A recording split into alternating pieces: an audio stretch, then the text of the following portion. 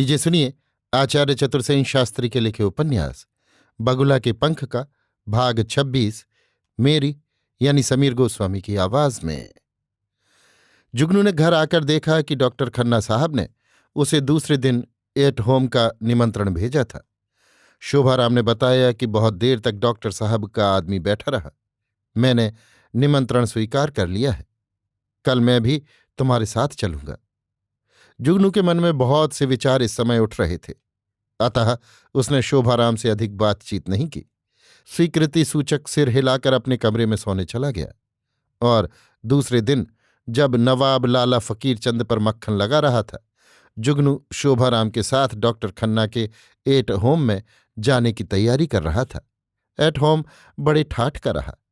यद्यपि चुने हुए आदमी ही उसमें शरीक थे, पर तड़क भड़क में वो बड़े शान की दावत थी। ऐसी शानदार दावत जुगनू को अपने जीवन में पहली ही बार मिली थी। अब ये जुगनू वो जुगनू न था जिसका मन संकोच और हीन भावनाओं से सिकड़ा हुआ था।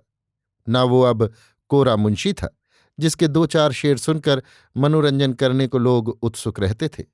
अब तो वो नगर का एक विशिष्ट मान्य पुरुष था। हर कोई उसका सम्मान करता था, हर कोई उससे हाथ मिलाता और उसकी कृपा दृष्टि चाहता था।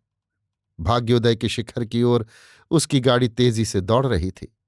स्वच्छ केवल खद्दर की शेरवानी और चूड़ीदार पायजामा पहने तथा नोकदार गांधी टोपी लगाए करीने से मूंछ कतरवा कर वो अब वास्तव में एक प्रभावशाली तरुण प्रतीत हो रहा था। वो बड़ी शालीनता से मुस्कुरा मुस्कुराकर हर एक से हाथ मिला रहा था। मुस्कुराहट के साथ ही वो लोगों पर अपनी कृपा दृष्टि बिखेर रहा था। लोगों से हाथ मिलाता, उनका अभिनंदन करता हुआ वो जब भीड़ में आगे बढ़ रहा था, तभी डॉक्टर खन्ना लपकते हुए आए। तपाक से उसे ले जाकर उन्होंने एक कोच पर जा बैठाया। इस समय शोभाराम प्रबंध में जुटा हुआ था। अभी जुगनू को यहां बैठे कुछ मिनट ही हुए थे कि शारदा हंसती हुई आई और उसने एक बड़ी सी माला उसके गले में डाल दी। इधर 6 महीने से भी अधिक काल से वो शारदा से मिला नहीं था। इस समय भव्य वेशधारणी श्वेत गुलाब के फूल के समान सुषमा की खान शारदा जैसे मूर्तिमती शरद ऋतु बन रही थी। कौमार्य का माधुर्य, सौंदर्य की प्रभा और शिक्षा का प्रकाश, ये सब मिलकर इस समय शारदा की मूर्ति को ऐसी अनिर्वचनीय बना रहे थे कि जुगनू देखकर हक्का बक्का हो गया। वो हड़बड़ाकर उठ खड़ा हुआ। बड़ी कठिनता से उसने कहा, प्रसन्न तो हो मिस शारदा? अच्छी हूं, पर इधर तुम इतने दिन से क्यों नहीं आते? मुझे अफसोस है मिस शारदा, मुझे काम में फंसे रहना पड़ा, फुर्सत ही नहीं मिली। मैंने एमए में फर्स्ट डिवीजन में फर्स्ट पोजीशन ली है, तुम्हें मालूम है? नहीं, मुझे तो कुछ भी मालूम नहीं। वाह, इतने लोग आए लेकिन तुम नहीं आए। मैंने तुम्हारी कितनी प्रतीक्षा की। बड़ा भारी कसूर हो गया शारदा देवी, अब इस बार माफ कर दो। नहीं, माफ नहीं करूंगी। तब क्या करोगे? शारदा हंसती हुई उसी के पास बैठ गई। जुगनू का खून गर्म होने लगा। एक थरथराहट उसके शरीर में उत्पन्न हो गई। उसे कुछ भी जवाब देते न बन पड़ा। शारदा ने हंसते हंसते एक कागज का टुकड़ा कपड़ों से निकालकर कहा, अब तो मैं कविता कर लेती हूं मुंशी। अच्छा, ये मैंने तुम्हारी तारीफ में कविता लिखी है, मैं पढ़ूंगी। पता नहीं तुम पसंद करोगे भी या नहीं। देखूं जरा। जुगनू ने कागज की ओर हाथ बढ़ा दिया, लेकिन शारदा ने लजाकर मुट्ठी भींच ली। कहा, नहीं, तुम मेरी हंसी उड़ाओगे, नहीं दूंगी। लेकिन पढ़ोगी तब तो सुन ही लूंगा, तभी सुन लेना।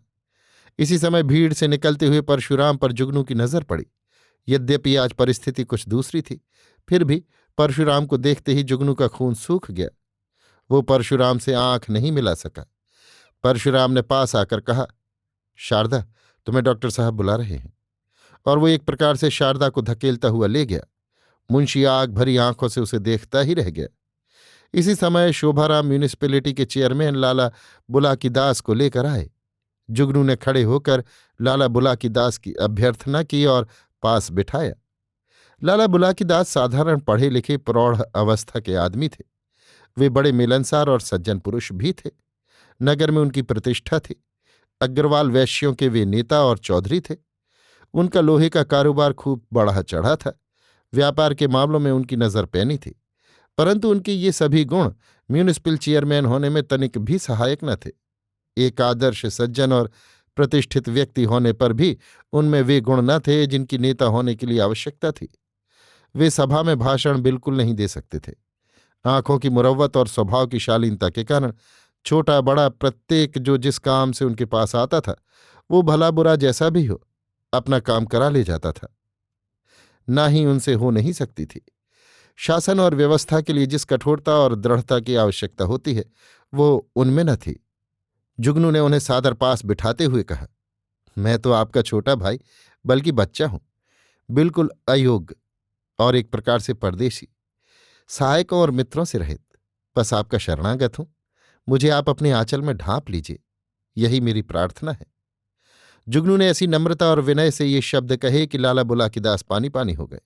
उन्होंने जुगनू के गले में हाथ डालकर आत्मीयता से कहा, तुम मेरे प्यारे हो, मेरी आत्मा हो, ऐसा क्यों कहते हो? खूब लायक हो। सच पूछो तो मुझे जबरदस्ती ही इस झमेले में फंसाया गया है।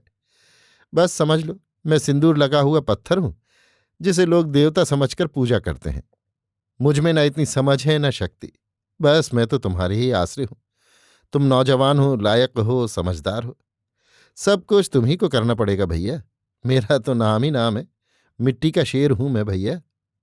जुगनू ने झुककर उनके पैर छुए, बड़े ही दीन भाव से कहा, आपके चरणों का दास हूं। आप हुक्म करते जाएंगे, मैं उसका पालन करता जाऊंगा। यों मुझे भी जबरदस्ती फंसाया गया है। मैं तो मुल्क का एक अदना खिदमतगार हूं।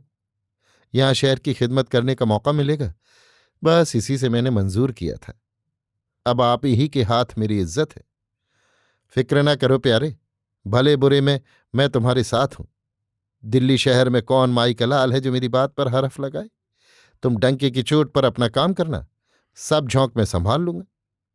जुगनू की नम्रता और दीन वचनों से लाला बुलाकीदास मौन हो गए, और इस कुछ ही क्षणों की मुलाकात ने उन्हें जुगनू की जेब में डाल दिया। अभी और भी बात होती, पर इसी समय शारदा ने अपनी कविता पढ़नी शुरू की। लोगों ने तालियों की गड़गड़ाहट में कविता का अभिनंदन किया, और भी नज़में पढ़ी गईं। लाला बुलाकीदास से भी कुछ कहने को कहा गया, पर वे तो बस खड़े होकर हाथ जोड़कर ही बैठ गए। अब जुगनू की बारी आई। वही मस्ती, वही तरन्नुम में नज्म पढ़ना, और अंत में वही पेटेंट वाक्य, मैं आपका बच्चा हूं, आपका सेवक हूं। ये मेरी नहीं, कांग्रेस की इज्जत है। मैं आपके लिए मर मिटूंगा। मुझे आप ही के सहयोग का सहारा है। मैं मुल्क का एक अदना खिदमतगार हूं, आदि आदि।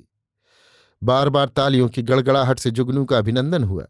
इसके बाद फूल मालाओं की बारी आई।